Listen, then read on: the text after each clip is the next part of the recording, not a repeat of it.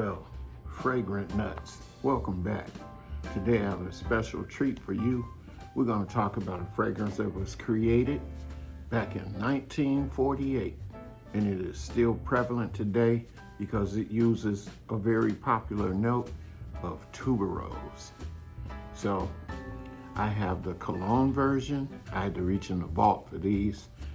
I have the eau de toilette version, or some of us call it EDT. I also have the EDP, eau de parfum version, and I also have the parfum version. And then I also have a surprise for you. And I also have an honorable mention at the end of the video. Today we're going to talk about Robert Piquet, a fragrance out of France. And it was the perfumer, I'm going to read this right quick. The perfumer, and her name is, and I may screw this up, but it's Germaine Collier. Okay, so there's a god-awful lot of notes in here, but the one that I'm going to talk to you specifically is the tuberose. But there are oak moss, there's vetiver, there's sandalwood, there's iris, there's jasmine. There's at the top we have hyacinth, and in the mid we have the tuberose, the iris, and the jasmine. And in the base there's the sandalwood and moss and vetiver, and I believe in the mid is a musk. But anyway, it is simply gorgeous. A person who would wear this, in my opinion, you are the belle of the ball. So let's get a look at what was in my vault. And I made little things here. This one is the cologne.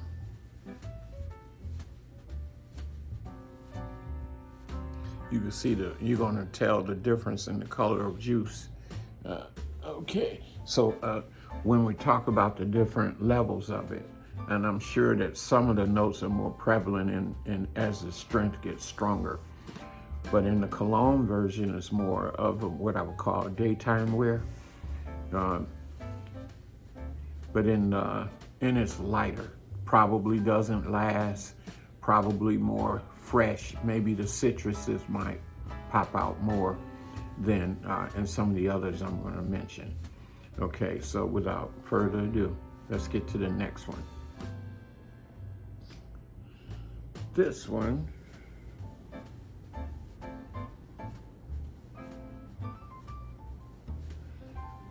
would be eau de toilette. The eau de toilette is also a daytime wear, or it's more airy. A lot of times if you wear the eau de toilette, it hangs in the air more, has more of a scent trail than some of the heavier versions that we're going to show you in just a moment. But EDTs, I don't have a lot of EDTs anymore. Sometimes those are a lot of fragrances now move into what is called eau de parfums, intense, extrait de parfums. And so that's that. The next one, we're going to talk about a little small one here. This is the eau de parfum. And this is a mini version. Gosh.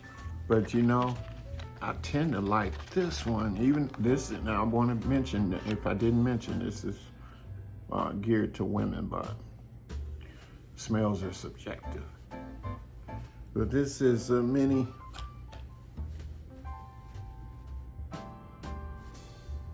Fracas. If I didn't say the name of it earlier, it's Fracas.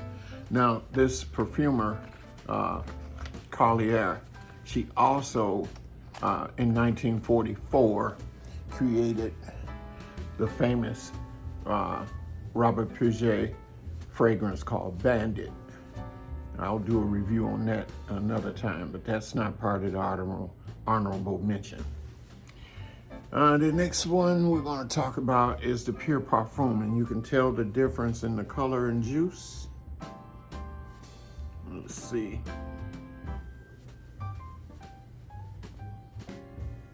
Yeah, you can see the color and the juice. I actually think I've had this on a few hours. I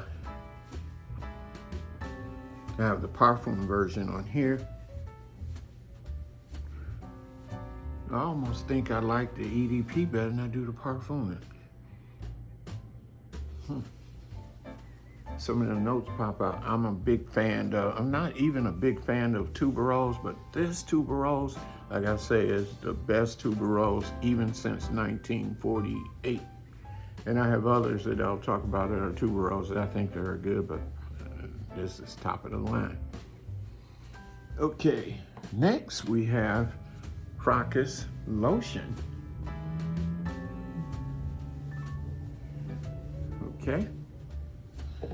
And then when you really think you the shit, the candle. The Fracas candle. But the honorable mention, and this is not created by the perfumer, but this is an honorable mention from Robert Piquet. And I want to say, I believe this might have been created in 2011 maybe. But if you like white tea, I would definitely say get you some tea, sip it on the sides, chai tea, and there you have it. An EDP chai Robert Piquet. That was the honorable mention. And let's see if I had any more things I want to say. It has great projection. It lasts all day. Tuberose in particular is native to Mexico, and it blooms in the summer. It can be heady. Some people may not like Tuberose. Like I said, this is the best. This is good as it gets. This is the Rolls Royce of Tuberose, in my opinion. And it can be a little slightly spicy and sweet. And I've seen other versions of Tuberose, and it's just a terrible, terrible job. I don't want to mention any of those.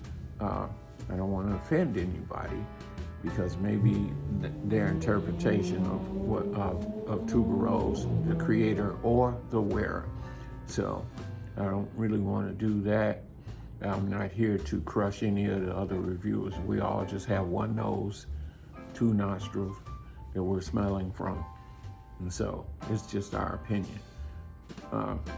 Until then, hit the like button. Do me a favor, share, subscribe.